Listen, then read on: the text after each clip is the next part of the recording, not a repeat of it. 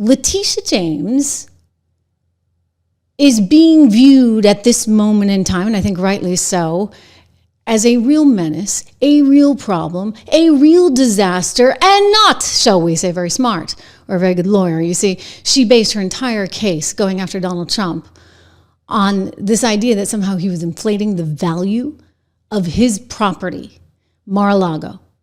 Letitia James thinks it's worth $18 million. Interestingly enough, the property right next door, I mean literally right next door to Donald Trump, this one right here, do you see parcel A right next door to Donald Trump? Well, what do you know? This one just went onto the market. Just went onto the market for some $200 million. I mean, you don't have a lot of properties that go from the intercoastal to the ocean front. Mar A Lago's one, and this parcel A, well, there you go. $200 million. So Letitia takes that. I mean, I don't know how you're coming up with $18 million, given that Mar A Lago yields somewhere around $56 million in income.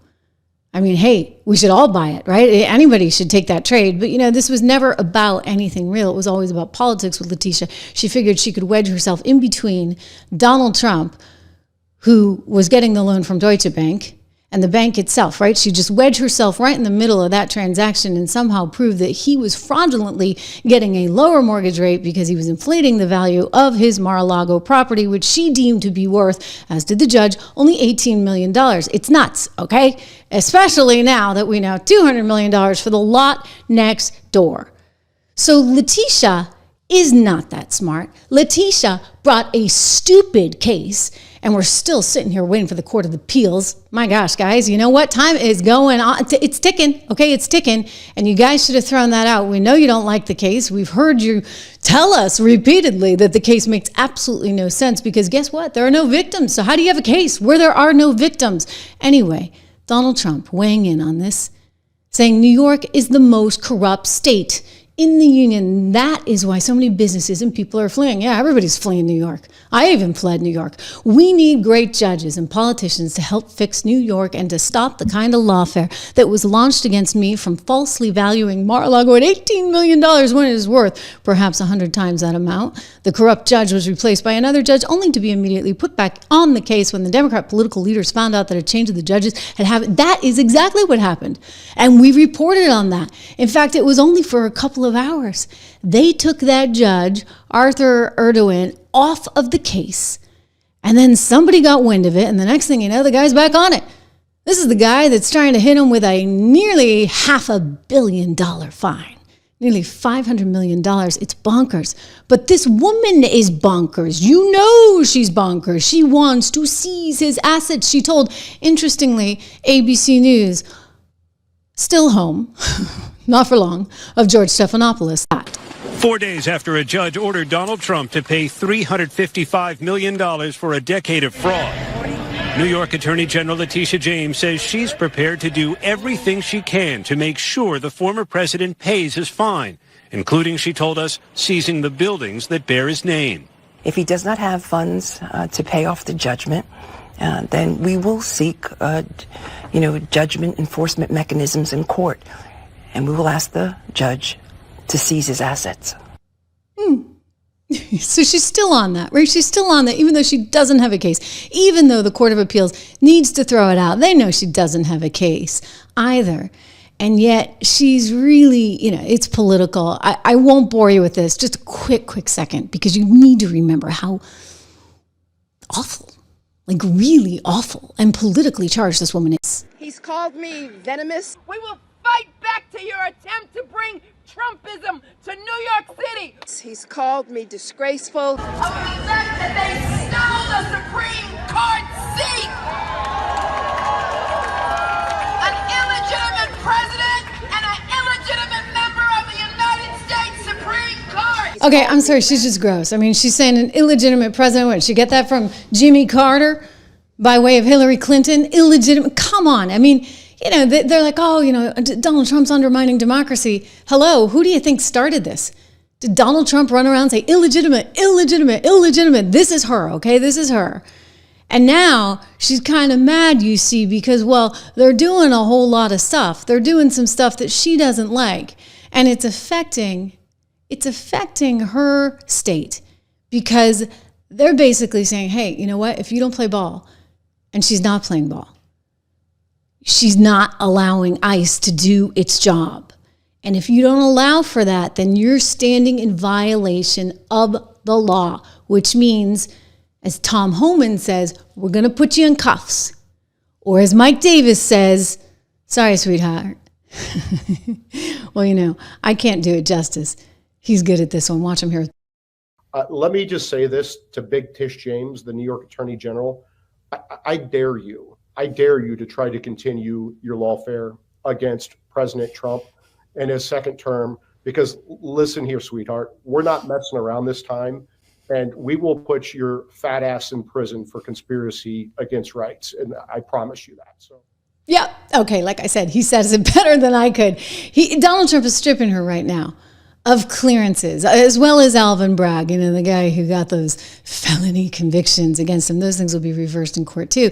But he's stripping her of these federal clearances, and he's doing this, you know, alongside, by the way, the former Secretary of State, Anthony Blinken, because Anthony Blinken is the one that orchestrated that big letter from the 51X spooks. So he's doing this. It's in part symbolic, but it's also important. In other words, if you've got enemies out there that are trying to take you down, as she so clearly is, then you do need to do something.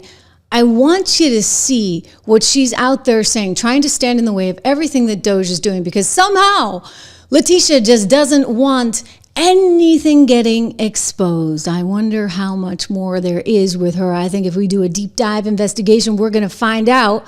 But in the past week, Elon Musk and his so-called Department of Government Efficiency have accessed the personal private information of tens of millions of Americans and sensitive data about public and private entities, social security numbers, addresses, tax returns, and more. This unelected group, led by the world's richest man, is not authorized to have this information, and they explicitly sought this unauthorized access to illegally block payments that millions of Americans rely on. Payments for health care, child care, and other essential programs. And we're not going to have all our money, all those transfer payments that we need in the state of New York, because it turns out we were doing some really bad things. In fact, so bad that 4 people were just fired today at FEMA because of it. This was corruption at the highest level. Donald Trump calling out Letitia James again, saying, you know what? She's corrupt, and she is presiding over the most corrupt state in this entire country. And it's why everybody's leaving New York. Steve Bannon, you know him, piling on. I want you to watch it. He's right. He's spot on. Let's watch. Existential threat to President Trump's administration, and I mean Doge, Elon Musk, Secretary of Treasury Bessent, Russ Vought, Stephen Miller, all of his people. The existential threat is right here in this city. It is the queen of lawfare. It's Letitia James. Right now, Soros has a DA that's running unopposed. He can call a grand jury at any time. He can set up criminal charges on the most bogus efforts. Letitia James runs this deal. She's got a pliant media right here, pliant left-wing media. She's got a jury pool of only left-wing radicals in the Upper West Side of this city. And she's got the judges. She's got all of it.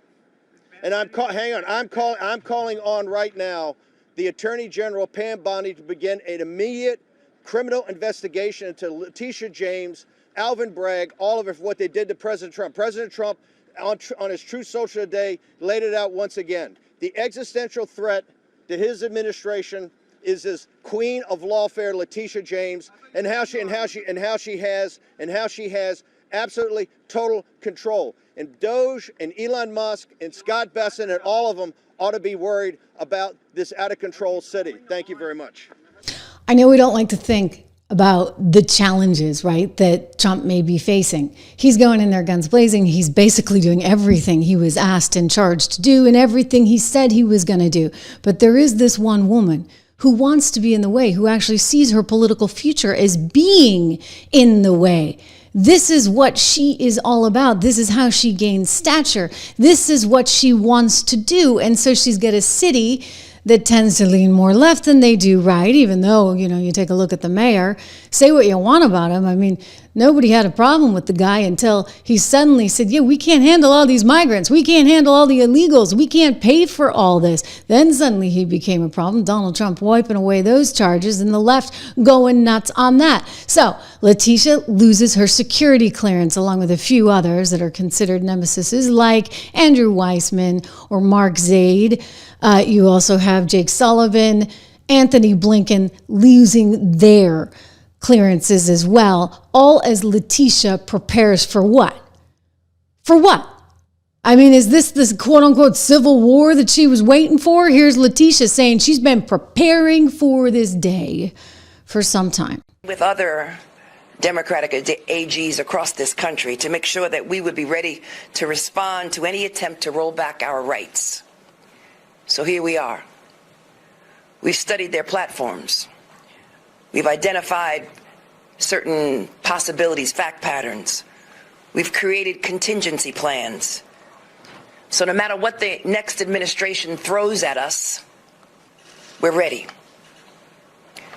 We're ready to respond to their attacks. Oh, and she's already out in front of it, of course. But how much success does she have? I do actually think she's met her match. I think she's met her match with this team, including Pam Bondi. As you heard, Steve Bannon, let me play this little bit again. He is saying, Pam Bondi, go for it.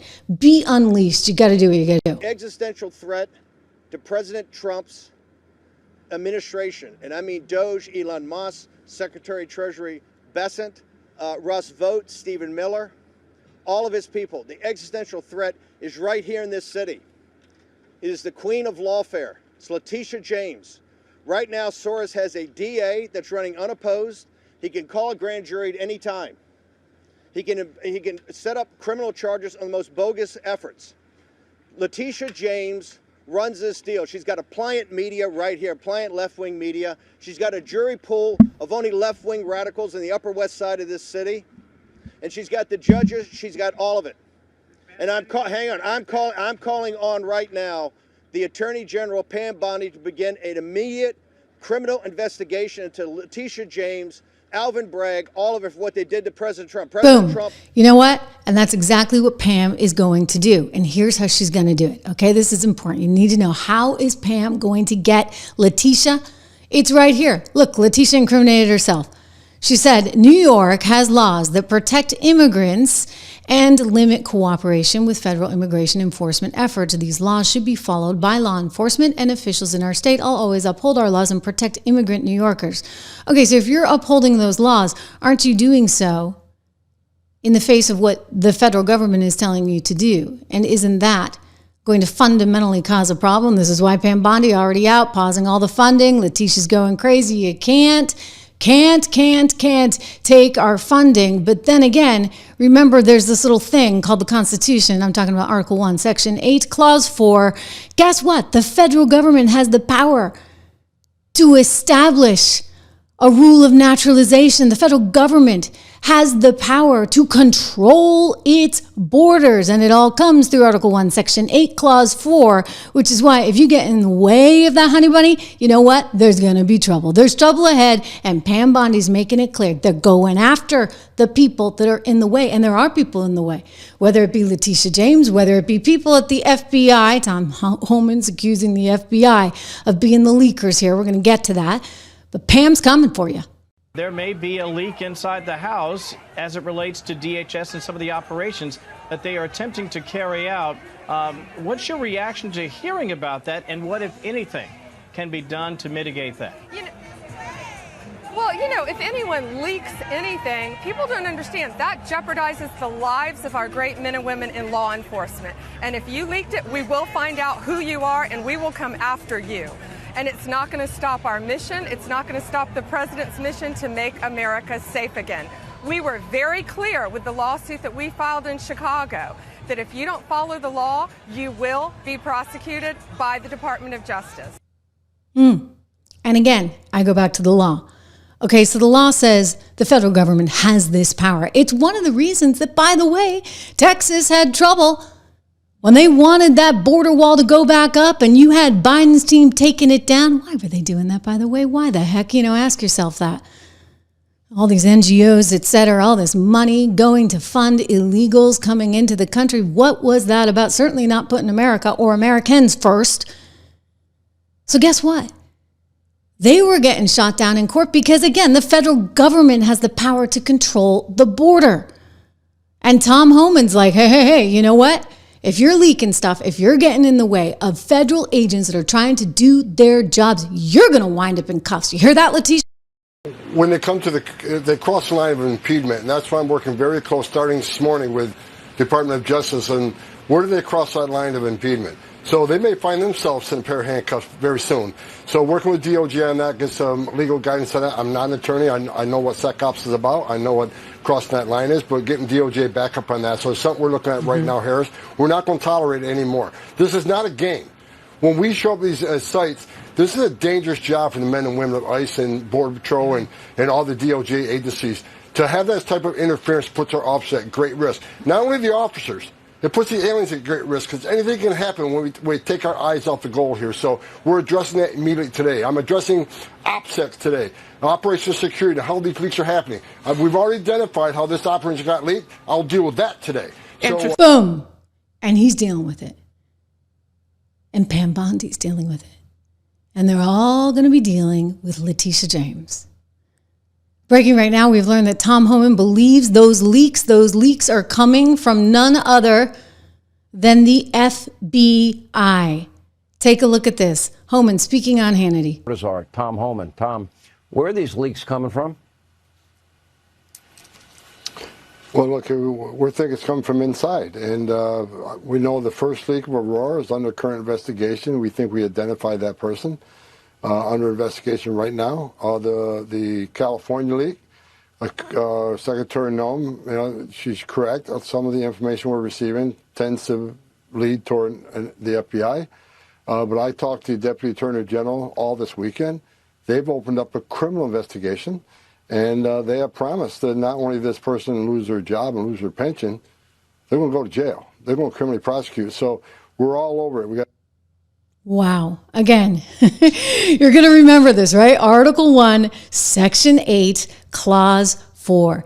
The federal government, not to mention the Commerce Clause, but it is very, very clearly laid out.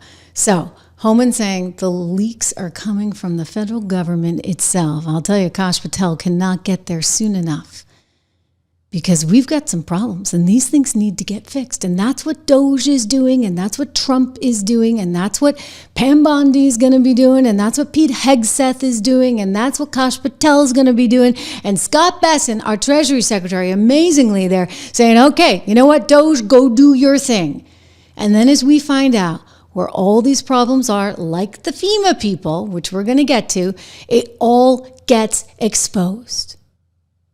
Leslie Kimbrell, thank you so much for your generosity. Leslie Kimbrell has been on this channel from the very, very beginning, and we always appreciate her generosity, her support, and her faithfulness in this program. She's making the point that, wow, it's amazing. Mark Fogel coming back to the USA. This is the teacher that had been held in Russia, and it's just incredible because what Biden couldn't do in 3 years, Trump did it in 3 weeks. Amazing, right? It is wonderful. He has been released. He is returning to the U.S. in an exchange that the White House did announce today. The deal to release Fogel, who had been designated as somebody who was wrongfully detained by the U.S. State Department, being negotiated by one Donald Trump, along with Steve Witkoff, who's a special envoy there to the Middle East. And this is all coming from Mike Waltz, who's the national security advisor to Donald Trump. And it's just a tremendous bit of news. It's a show of good faith, the White House says, from the Russians, and a sign that we're moving to the right direction. We want to end the brutal and terrible war in Ukraine. So just wonderful, wonderful news that this teacher who was wrongfully detained is going to be coming home. And thank you, Leslie, for your support and the mentioning of that, because it's an important story. And I think you got to remember here what's going on. Donald Trump is getting stuff done. I mean, it's amazing. I mean, you even look at just the people that are trying to stampede the border right now. That's not happening.